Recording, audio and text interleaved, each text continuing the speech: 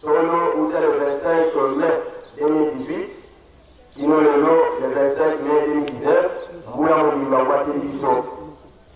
Et au côté Sibiso, dans Kembo Oyo, il y a Bogota Noasika et Papa, il y a Lunga la Tiana Christ. Solo et le moment de la Baïda. Oyo sur le Baka Yamola Baïda. Baïda, Bino Basu Bonimelingai. Et Basu, il est le modèle à Kéti.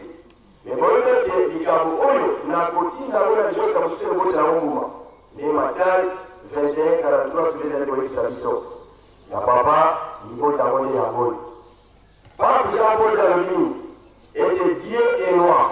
Jésus-Christ est africain, il est au nord de Angola. Manso papa et c'est mon avis sonné à Angola. Yaoula papa bana no mamati.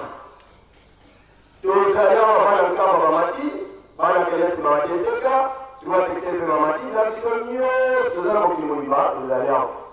On a beaucoup de souhaité, qu'on ait soit beau de la qui a beaucoup de mission. Mais quand vous allez poser la papa, à travers le monde qui maïs, l'Angola, la maladie, la mission, c'est qu'il y a beaucoup de et comme il plaît que RDC Mobima, papa qui est musique. L'Angola peut, ma casimio, sur ma mère, la Satana, aussi que l'on a beaucoup, la RDC. Pambake RDC Bayote Badana Sel Moumouni Wadi Moula Moumouni Kizaï Kalesi Moumouni Moumouni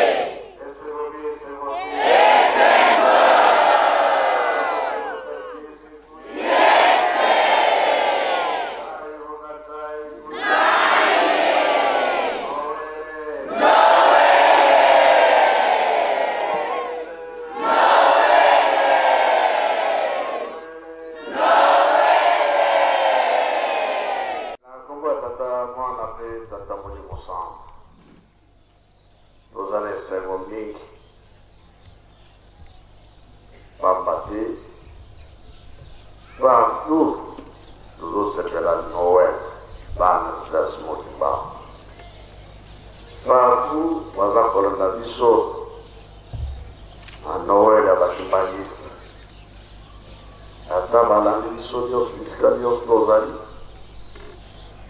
Mais, Makansi, Nisso, les autres à la Wabi,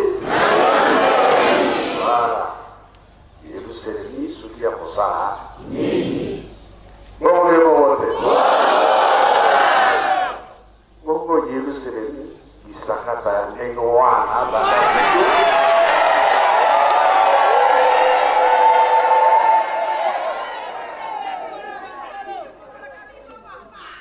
volontaire, vous faites ce qu'il a pour bien l'audition se presse. Tout la niamo, tout mon niamo. La vie pour la possibilité, ça veut pas en aller, pour la Noël.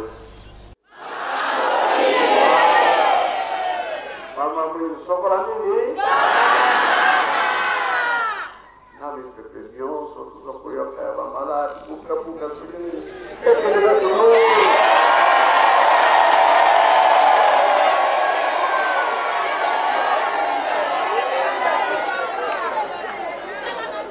Yesu Mungu ya bayango atila na fleur Ye fleur va ya bayango ekina o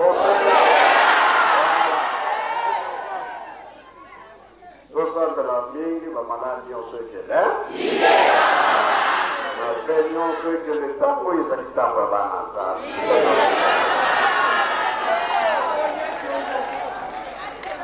Mon équipe volontaire, où ils habitent partout. Ah, ça fait aller, ça dit comment on vous pousse.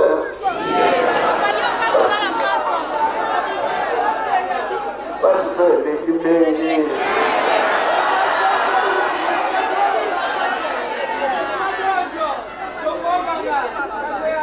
Nama na mike mabonde na mabonde wazopesa hizo yokana. Donc félicitations, Noël na biso, d'abord biso, ma femme voulait dans les plus.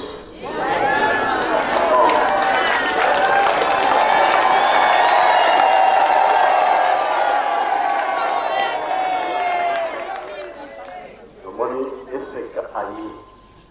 Bana Kamba Rosali. Voilà.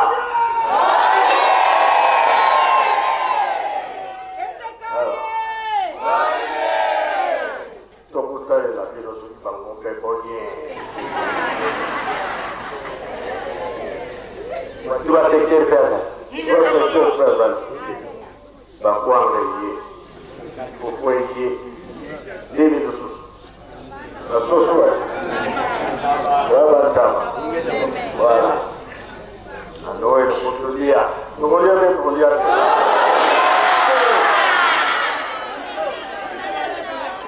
Est-ce que ça va pas pour le bon, les musique, la camouflage de l'eau, c'est la biso. Nous sommes papaya baillé. Donc, moi, nous avons dans l'église. Kutopesa zangu na bayebi na kutokotea mateye zanga te ile ina biso ya muhimu ya ngobe ya wote ngobe pesa makasi na kondima ya moto kona lelo Noël ya ngobe tambe suja sepe tozo nini inande ya mwana Sala peso kuzela biso yabonye kolonsa biso dossier siboye na combat tatamu wana pe tatamu ni mosango amen humanisme ye c'est modé dosa ni sama mungu mwetu tuna wana musango tatape kati na biso bika tatunda siku za seyeto tatamwanda menda mungu mtatanda mungu wase Yemwana, yedata mwana. Dobondela. Tatanzambe, kolois tatamuli mosan. Banana butu, kuza kusepela Noel. Mbota maya mwana mzama. Goya na yo ya parami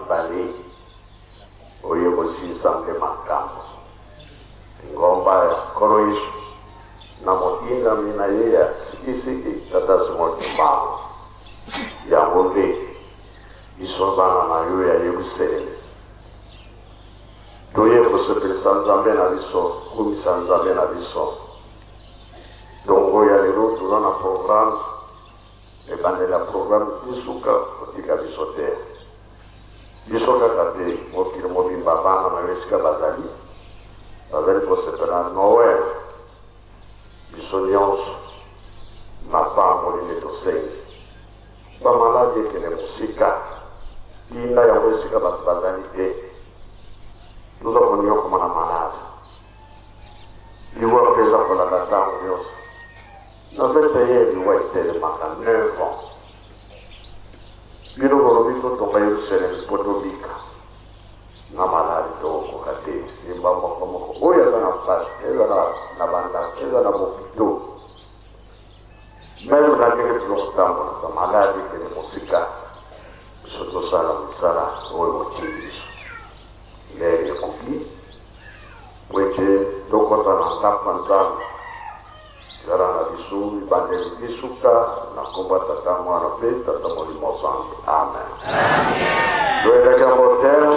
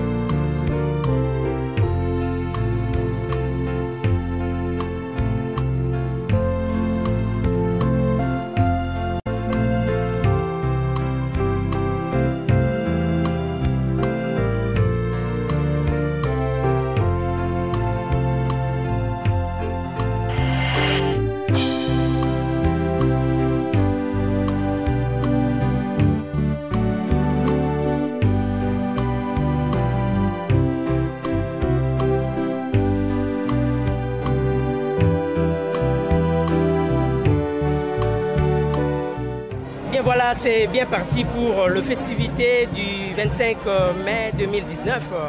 25 mai, date marquant la naissance de notre Seigneur Jésus-Christ dans sa seconde venue. Christ incarné, Papa Dialungana Kiangani Salomon. En Kamba comme partout ailleurs où se trouve l'église kimbangiste, les kimbongistes du monde entier, allais-je dire, sont en train de festoyer, de fêter cette grande fête. Et ici en Kamba Nouvelle-Jérusalem, tout se passe sous les auspices de sa divinité Simon Kimbangu Kiangani, chef spirituel et représentant légal de l'église kimbangiste. Il y a là, vous avez suivi certainement, ou vous allez suivre l'intégralité de cette grande marche joyeuse qui est organisée ici pour annoncer les couleurs de ce qui sera la première journée de ces festivités. Comme à l'accoutumée, la grande chorale de la Nouvelle-Jérusalem ou de Yerusalemi, témoin du Saint-Esprit, et aussi de la chorale de Banankamba, et vous avez vu également la Faki et toute la communauté kimbangiste derrière le chef spirituel pour célébrer cette grande fête de la naissance de notre Seigneur Jésus-Christ. Nous saluons tout le monde à travers ces images et nous espérons que vous allez suivre l'intégralité de cette première journée ici en Kamba Nouvelle-Jérusalem. Suivez.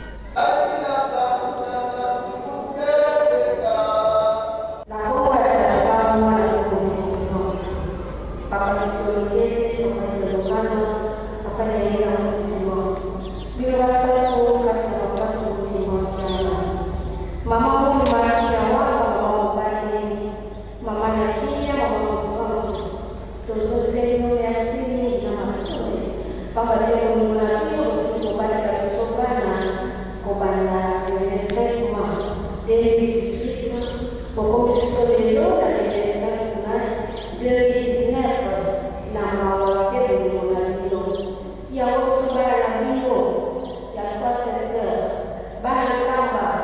eseka okuwebesa megabisute ezali seya mulimulimba pakabasomana mulimumazi yawanalimuso kusema kabulimi simama telezalebana siya tango tokokike para kubeya kumona nilimusangu peki na tikipino kwa kusana oikikani kogubisa ya muzunga na yefanya zamena kusema tango nilimusangu papa bisomana na yo kwa secteur kana kama ese kama kumbe pesa mela biso soki tomwatile esika oyo papa mpona kokokisa mokano ya papa mabala na nkolo yesu walobaki ke totonga tosala misala nde tokobikisama yango tosopana na yo komati na nkembo monene oyo na motaka ya papa mabala na nkolo yesu nkembo yango mpe ezali ya mama monaki ya wanga tokomi na esika tokotanga semba babiga kana mutaka koso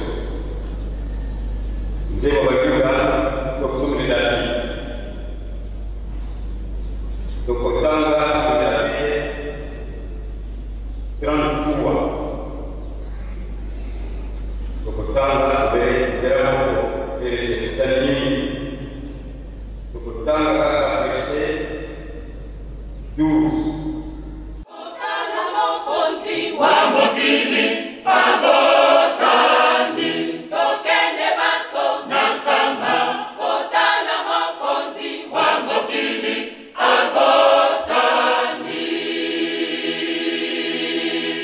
Tokene baso,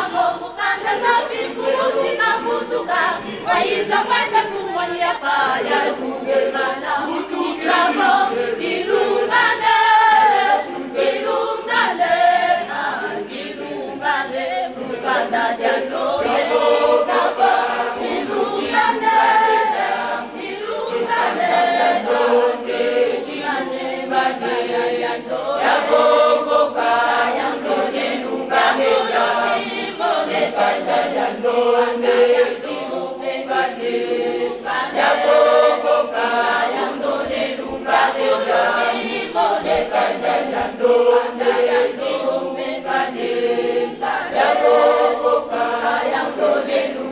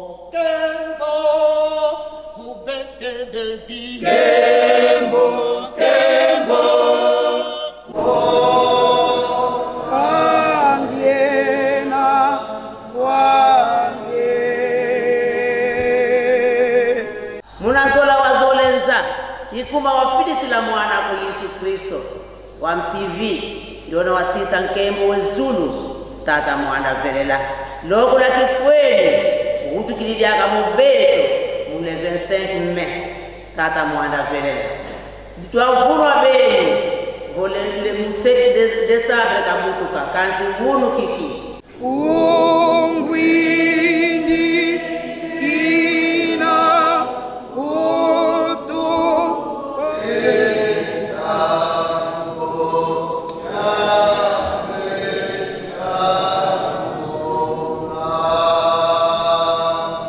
mungwaseye mwana venda tata nzambi mfumu yisu ye tata mwanda velela diantete tulombele lokola masumu kadi tuwangwa masumu kusumuka muna ngiru muna ndala muna mpova muna ndiatulu kisumu ovilwa oto isumu yanzole tulombele matondo kwa bene watatu bandongo kadi mkeba tukebele tukele banatanda bonto banzo tubafua kanti beno tugeni diaka moyo tuvumukidi Nzambi to mfumu Kristo tata simoni mojanga ni mwanda velela lokula kifweni mono kaile kwako ditwizili mukusanisina kembelela yangalala mulumbu kyaunu kiki wiza mbantukule mbanu sunu nkumba se mwana mpevan longo amen. Eh bien batatana ba mama bayakisima totanga kiliboso Psaume de David chapitre 33 verset 12 Kotanga Exode chapitre 20 ndenge momesano du 1er au 7e verset bongo sikabwende tuti kotanga mukanda Luka Tuluba chango liboso ete tobandi lusambo na retard à 10h35 makamumansi tokokata mukuse nzembo ya bayuda ya 33 elobi esengo toyebi banzembo ndenge eyela na bobimi abani zale tukozongela kuna te toyebi yango me elobi ete esengo na libota oyo bazali na mokonzi pe nzambe na bango nzambe azali mokonzi na bango azali kotambusa bango bandeko na ngai batata pe bamama biso tozali na chance na komonaka ete mayema komama na mokanda oyo maya kokokisama na biso zala na esengo nazala na esengo pamba ete nazali na libota oyo nzambe aponi po ete asalela na libota oyo abikeke nyonso nzambe aponaka libota oyo alingi toyebi bien na kala na libota ya bayuda ndenge babebisa mpe bokonzi yango elongolama toyebi makambo wana nyonso ekopesamela biso tozala na esengo kasi tobomba kaka maye baza kotinda biso mpe tosala oyo baza kotinda biso mibeko bandeko tokoloba nini na ntina mibeko tokopresere koloba ete négligence ezali eloko mabe négligence histoire toyebi yango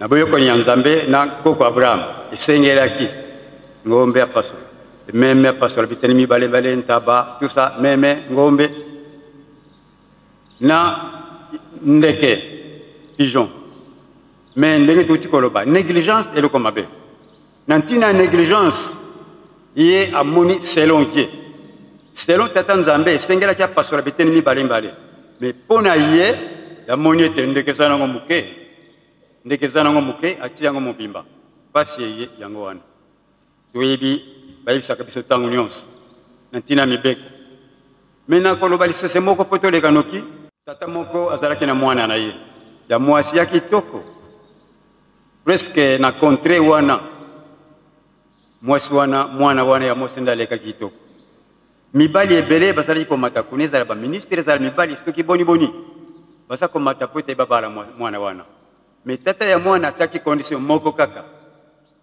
ye amimonaki aleki mayele ya bomoto na mayele na ye ayebaki ete mwana wana akokende te po condition atiaki bakokango te condition nini atiaki yela ngai mobali nyonso akobimaka olingi mwana na ngai très bien yela ngai kaka a na i soki oyelingi biloko wana nyonso mibale besoin na yo mwasi c'est toute la dot bobele wana a na i bato nyonso bazalaki koya soki bayoki kaka condition wana balembi bango wana bakei balembi ainsi de suite mibali ebele badefile place wana bakokaki te sika elenge oyo asuka ntango akei bayebise condition alembi ye nyonso ti ntango azozonga na nzela alembi bapa eza kosimba su kitoko te abandi meme kolenga parce que quelle déception bibakutani na tata moko mais tata mama elenge olembi boye mpo na nini naza na remord nazali na souci pamba te esengelaki nakende kobala mwana mwasi nga nalingi kuna kasi tata ya mwana atielinga condition ya pasi condition nini namemela ye a na i olobi mwana kaka mpona wana oyo komi boye naposa kolia ezali te mwana landa malako na ngai kende luka molangi ya mwindu oyo ezali ete na kati bakomona te zwa araignée tia na kati zwa scorpion tia na kati kanga memela ye yebisa ye tata na ye elio a na yo na i efungola kasi ozwa a nsima bongo ozwa i bandeko mayele ya mokili tata oyo amimonaki ete ye aleki mayele elenge mobali akei azwi ndenge batindaki ye azwi scorpion atie na molangi ya moyindo ezomonana te na kati azwi mpe araignée atie na kati akei alobi atata makambo otindaki ngai yango esi ekokani na ye elio ndenge yo otindaki a na i eza na kati ya molangi oyo fungola ozwa a bandeko batata mpe bamama ntango kaka tata afungoli atie mosapi scorpion atake ye abi alobi wana nde a zongisa sikoyo ozwa i alobi te esili mwasi akende kaka bongo na kondisio wana yatiaki elingi koloba mayele oyo ya biso toza komona tala ndenge batieli biso mibeko etangami mbala boni tongo pokwa esika ya liwa esika ya feti so etangami malaboni me na mayele na biso balobi kindoki totika tozaka na kindoki kisi totika tozaka na kisi mazi totika tozaka na biloko tokangami nango totika ekobo totika moyibi makambo manso tokangami nango tozomoni te eloko moko ezali te ezali kotongama à l'âge il y a 5 ans avandi kaka balobi yo kovanda kana Yerusalem yango à l'âge de 5 ans ti lelo oyo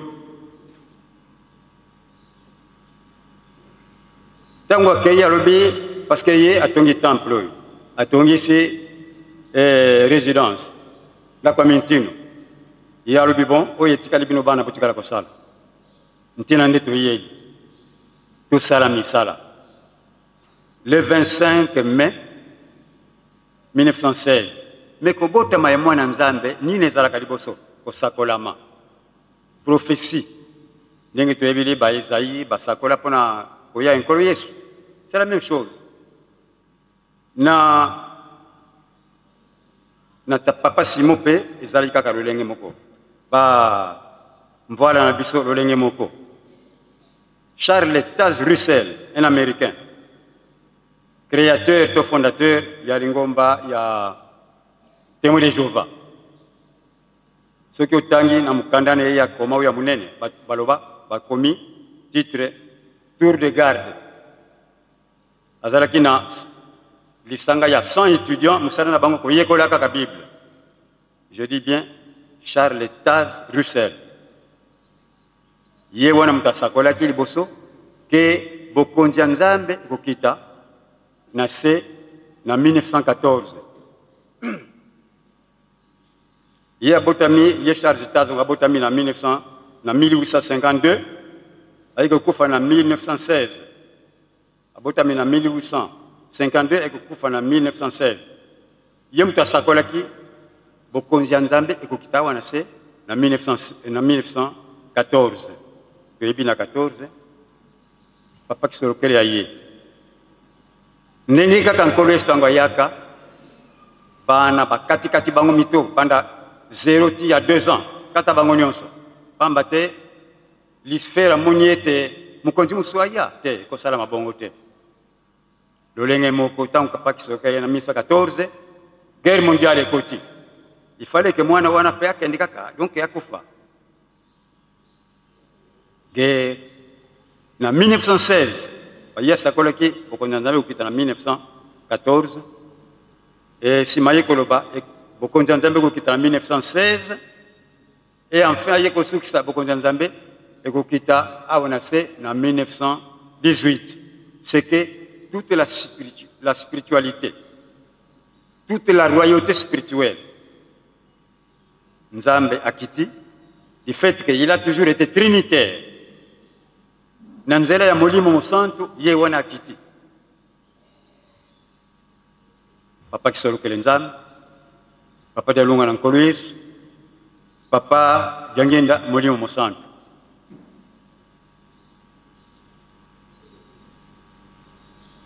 yeyo papa dialunga na toye lelo mais mpona ye du fait que biso surtout pendant la société solo même si les pays misu bakokaki ko tergiverser un peu mais si particulièrement congolais devraient prendre conscience. Jean-Paul nganga munene aye alobi nzambe azali moyindo pe nkolo yesu azali moyindo lokola azali na nord ya Angola wana papa dialunga azana nao ebe toyebete le pape est infaillible ne fût-ce que ça l'infaillibilité papale pape alobi nzambe azali moyindo nkolo yesu azali mutu mwini tososolite azwi ndingisa ya kotonga Yerusalemu ya sika mboka tata na ye yango nde toyeli est-ce que nakoya na ye ya liboso parce que okoya mibali nakoya na ye liboso c'est vrai que batu bakoka ki koluka date ya botama nkolo Yesu parce que batiaki ekate babenge mwana Maria tata na ye menuisier Joseph batie kakutu te metangu akenda wana akenda déjà pamatayi bakomi ke wana bomoneza penza ye mwana Nzambe. C'est alors qu'il commence à prendre conscience muke banda koluka sikoyo date ya ko fete nkolo motema nkolo Yesu baluka tito comme 300 ans bakoaka kate nde sikoyo le 34e pape dans la succession, mais qui est le premier cette fois-ci pour na koluka date ka konkolo so botama, c'est pape Saint Jules Ier en l'an 337, pardon. L'an 337, pape Saint Jules Ier. Ici invité. Deuxième pape Aïe, Saint Libère, en l'an 352, ici invité.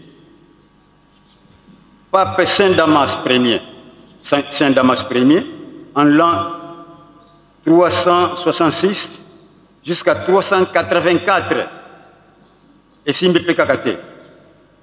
Pape Saint Curis, en l'an 384. Ça n'a pas tenu aussi. Pape Saint Damas Ier, pardon, Anastase Ier,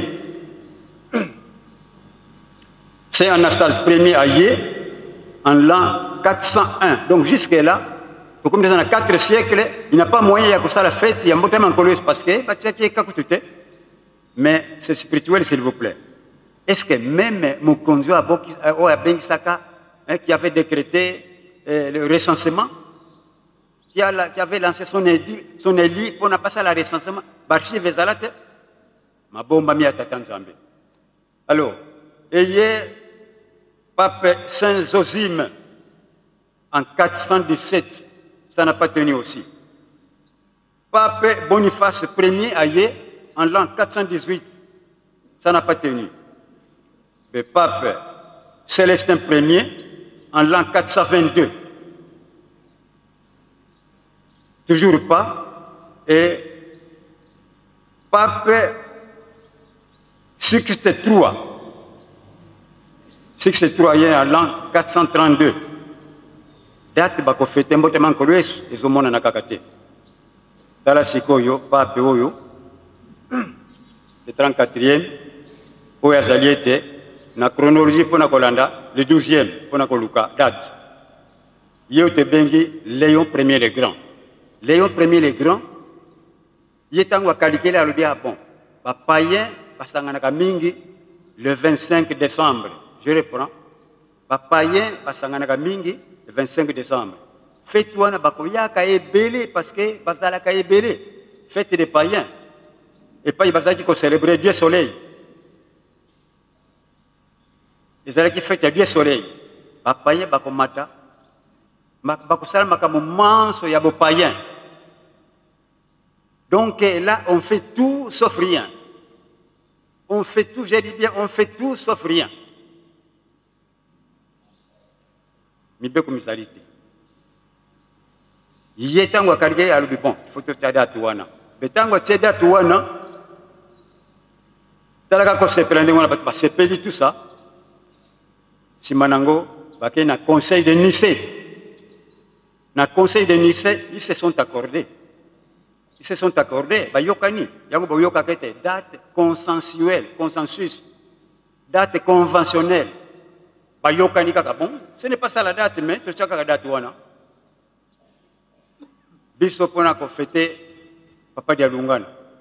Un certain 25 décembre, on a fêté nan fête wana na Kinshasa. Papa Dengé na Robinin. Ah, lelo 25 décembre on a fêté motema yankolo Yesu.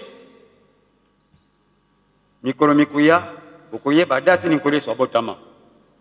Pour ça la recherche. Ezana ngona Bible. Bango moko ba boya ko se prononcer. papa dialunga na ye na 50 tikali awa ndenge tolobi atongi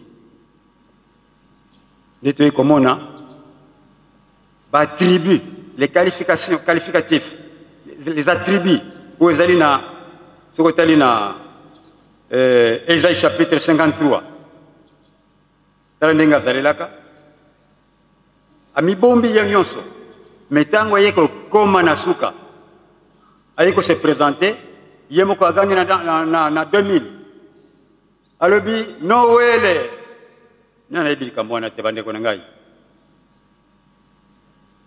ye moko alobi yango le 25 mai ezalaka le 25 mai yango toyeli tolobaki kuna bamage ntango bakei na Bethlehem kotala mwana nzambe bamemilaki ye makabo biso mpe na banda toye maboko pamba te parce que ye azwi mokumba ya kotonga Yerusalem nde biso totonga sikoyo elongo na ye bandeko à part nga en tant qu'enseignant $10 na ngai oyo afeti oyo napesaki mais papa alobi mundimi nyonso $10 mpona kotonga nkamba c'est-à-dire etali koleki te etali nani te mais mundimi nyonso yo pesi opesi ya yo esengasi napesi parce que ye nde moto aza kotonga Yerusalem yango oyo mabota na mabota maza koyaka baza kosutuka totangaki kuna ke ntango bamage bandwenga balobi makambo ayokaki maria bato nyonso bazali kokamwa yango eza kokamwisa mokili yalunga na nkolo Yesu mais soki totali pour aller vite mpona les actes oyo makambo ya sali eza kolakisaka ye nkolo Yesu bana klase batangia na nkamba fo bayeba yango bien mpona kosala mwa mobulu osurveille papa azana na kiti avandi wana na liboso ya ndako abia eri yango tokende na kimbonza tokende na kilunda soki wapi tokende kosala soki nini ntango bokende bokutani na nzela et pourtant botiki ye wana et parfois on utilise un enfant kende kotala soki papa aza wana papa aza wana ntango bokomeka kosala soki nini ye wana oza kokutana na ye wana eza kolakisaka mpenza ye wana nkolo Yesu soki totali baseur catholique 6 sœurs bazalaka 6 ntango baye ntango bayoki ete dialunga na nkolo Yesu me bato afantiri nini bazosala dialunga nakomi nkolo Yesu baye po baza kovivre soki ye mpenza nkolo Yesu ntango bakomi baye kokuta ye avandi na kiti wana ndenge azali koyamba bato bango bateli ya distance bamoni na ekoti ya nzube na ndenge makili eza kotanga ndenge babakeni ekurusu bango moko à distance bakomi kolela 6 sœurs catholiques je dis bien bakomi kolela sikoyo baza bapaya bato bakei papa bapaya baza kuna baza kolela boya na bango ntango bakei kasi boni kaka baza kolela boye papa limbisa biso totiaki tembe parce que ekoki kosalama te ntango tokomi tomoni yo na ekoti ya nzube na ndenge babakeni na makili eza kobima donc papa limbisa biso ce n'est pas tout mama kilolo kia mosi kia mafuta Marie kilolo kia mafuta Marie na centre d'accueil mariage ya papa Ndombasi mama oyo akufi bato baza kosala fete batala bato baza komema ebemba ye kotia wana mais sans cérémonie ezalaka te osala cérémonie nini mwa libondeli na ye akwaki mai ye wana alamuki tala makambo isi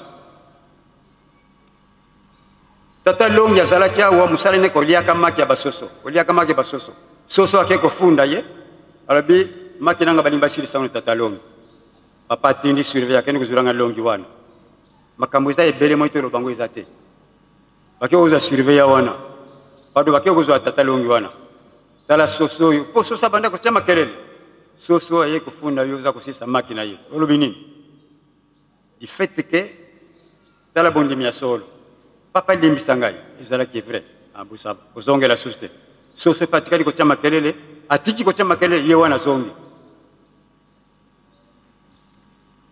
ngonga kaka oyo ya bandundu oyo bandeko ya komite bandundu basombaka ngonga baye kopesa awa d'habitude ngonga babeteka yango oyo ya na côté droite na ngai yawo mais papa mokolo wana alobi papa mbala atende kobeta ngonga kasi beta oyo eza kote ngombe kisu odonga nga mukuna tango azoleka bamute batuni ye papa alobi ni ona kele beta ngombe oh beta kako ye beta katu d'habitude yepe akosami ayi kobeta ngonga oyo papa asiliki akote na ndako tango azobi na boye bino bolinga na sala nini po boye ba ezali ngai ikuta nzube makila eza kobima ndenge ba place nso babwaka na ekurusu papa ndeko makambo ezali ebele na malanda oyo bayebi garso azalaki tatu azalaki général directeur général ya SPC c'était notre préfet malanda ita malanda kakawa école mobimba bakei na tadi bakeno sala bilanga na site ya tadi le jour suivant parce que sengelaki bilei euta na nkamba batala tata surveillant na filimo ki fulusi ya boya muke na sima vélo tango akomi wana ezalaki 33 morceaux de poisson 36 morceaux de poisson grillés bampio oyo 33 morceaux 36 morceaux na 3 bakwanga minene misato tango bamunyango bango nyonso na bansenya ba décourager bilo batu bakolia préfet apesore bo pesa na bana première parce que bazaba na mike mingi pesa na bana première bandeko c'est du vécu ce que nous disons c'est du vécu ezali mais une miso batu pe bazalia ou bamona makambwana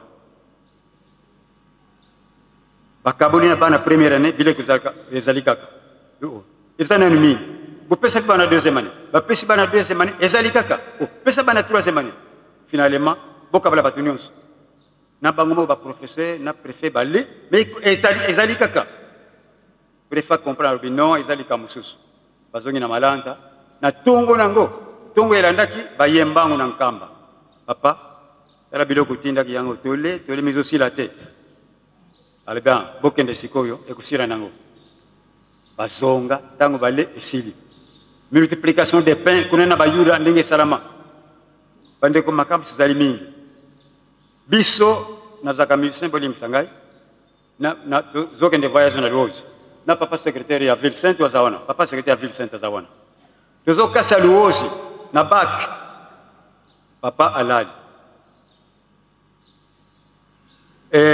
bac ekati moto tobandi kochola tozokita na se yebaka bashite za kuna tokomi na distance toyebisi pa Faustin dirigeant na biso abuti kufa karate lamsa papa taw papa tolingi tokufa tale pa tokomi bat kaka tango atali atemiso na likolo boye moteur kuna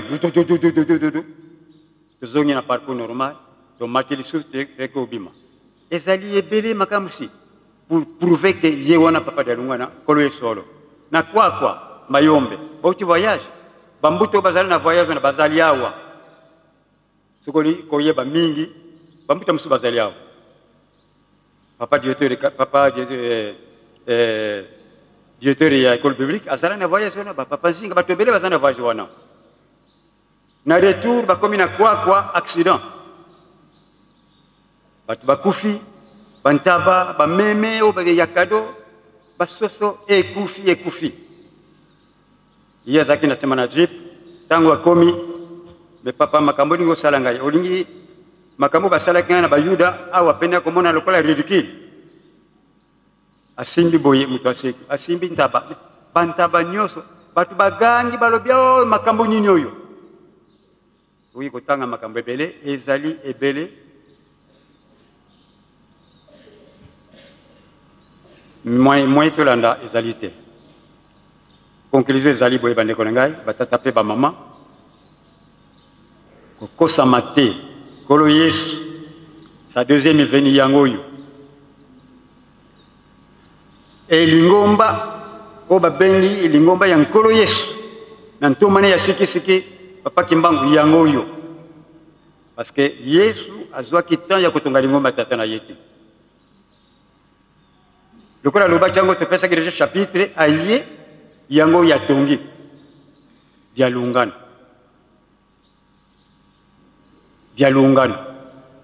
et bokomona était même sa dernière parole qu'il va prononcer dans Jean chapitre 19 verset 28-30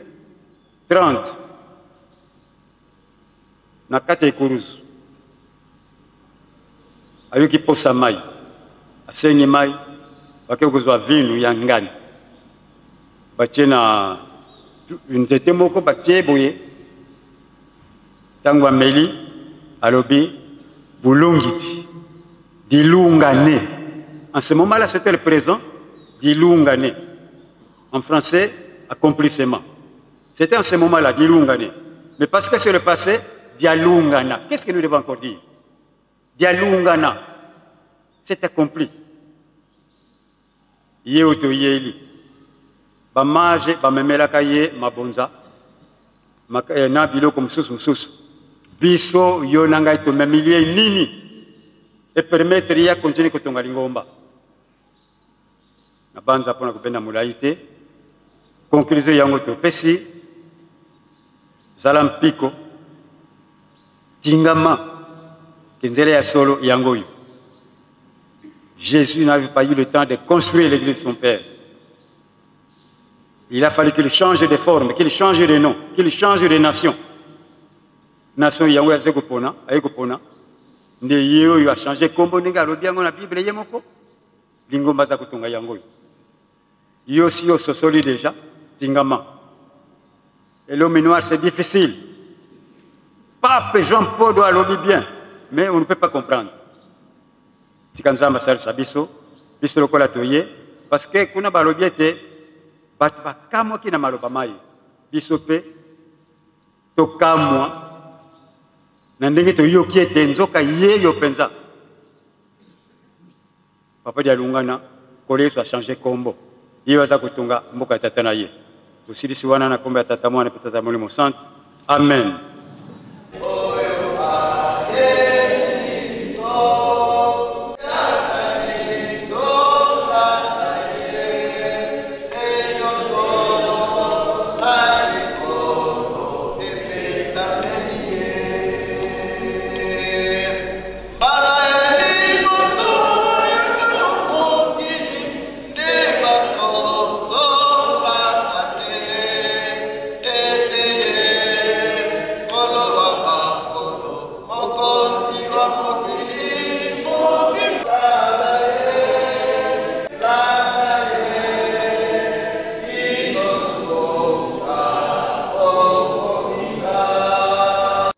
Nous disions que nous entrons en plein dans la deuxième partie de notre programme. L'officiant du jour est le révérend Tseka Yembaka. Il est conseiller d'enseignement dans les ECK Cataracte, ici dans la province du Congo central. Il nous a lu les textes suivants. Le psaume 33, verset 12, de Nzembo ya Bayuda, Tuku Misatu na Misatu, Nzela Zomina Mibale, Exode 20, chapitre 20, verset 1 à 17, Luc 2, verset 15 à 20. Les loyo, tozo sepela, tozo célébrer.